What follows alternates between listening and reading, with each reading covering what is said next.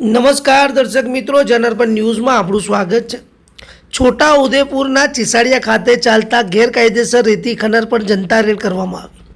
રાત્રિના સમયે અચાનક ગેરકાયદેસર રેતી ખનન કરનારાઓ પર ગામ લોકો દ્વારા જનતા રેડ કરવામાં આવી હતી। ગત મોડી રાત્રે ઓરસંગ નદીમાં ચાલતા ગેરકાયદેસર રેતી ખનન પર ગ્રામજનોએ હલ્લાબોલ કર્યો હતો।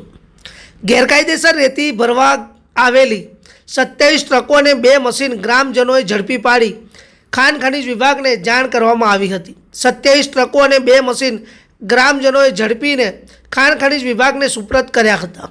રાત્રિના અંદાજિત 10:30 વાગ્યાના અરસામાં ખનીજ વિભાગની ટીમ તથા પોલીસ વિભાગની ટીમ કાર્યવાહી કરવા માટે આવી પહોંચી હતી।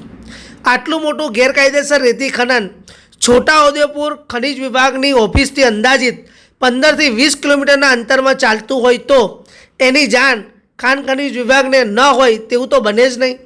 શું ખરેખર ખનીજ વિભાગ અજાણ હતું? આવા અનેક સવાલો ખનીજ વિભાગની વિરોધમાં ઉઠી રહ્યા છે।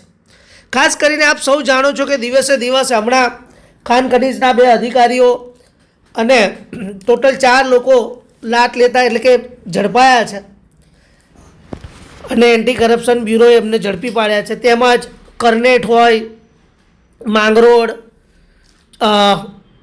રતનપુર, ઓરસંગ નદીના પટ પર આવેલા જે ગામડાઓ છે ત્યાં ગેરકાયદેસર રેતી ખનન એટલું બધું વધી રહ્યું છે।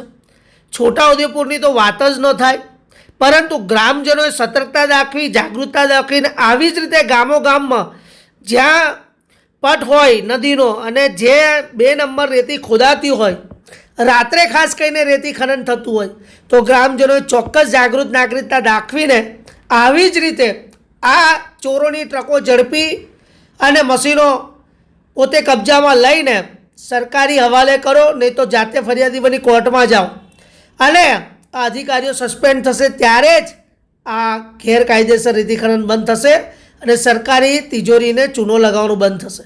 બાકી આવ્યા ને આવ્યા રેતી ખનનો કરીને આજે આ તમે જુઓ 40 લાખ રૂપિયા, 50 લાખની ગાડીઓ સહેજવારમાં છોડાવી લે છે। આ કેટલી ચોરી કરતા હશે? આ સૌથી મોટા વ્હાઇટ ચોરો છે, પરંતુ રાત્રે ખનીજ વિભાગ હવે સતર્ક રહે અને દિવસ તેમજ રાત્રિના દરમિયાન જે 2 નંબર રેતી ખનન વગર લીઝની ગાડીઓ ભરાઈ છે, જે લોકો પાસે લીજો નથી એવા લોકોને છોડવાના જોઈએ ને કાયદાના પાઠ ભણાવવા જોઈએ। આ મલાઈ ખાવાનું બંધ કરી દો। તમારી અંદર 2 નંબરના જે તિજોરીમાં રૂપિયા આવે છે જનતા બધું જાણે છે। જનતા જે દિવસે જનતા રાજા છે, જનતા જે દિવસે જાગીને ત્યારે આ ચોરો તમારી ખેર નથી। તમે જુઓ કેટલું બધું ખોદી નાખેલું છે, આ વિડીયોમાં તમે જુઓ। અને રાત્રે રેતી ખનન થાય નદીના પટમાં, શરમ આવી જોઈએ, જેને આપણે માં કહેતા હોય, જેનાથી આપણું જીવન થતું હોય અને કાયદા વિરુદ્ધના કામ થતા હોય તો આવા લોકોને છોડાય નહીં।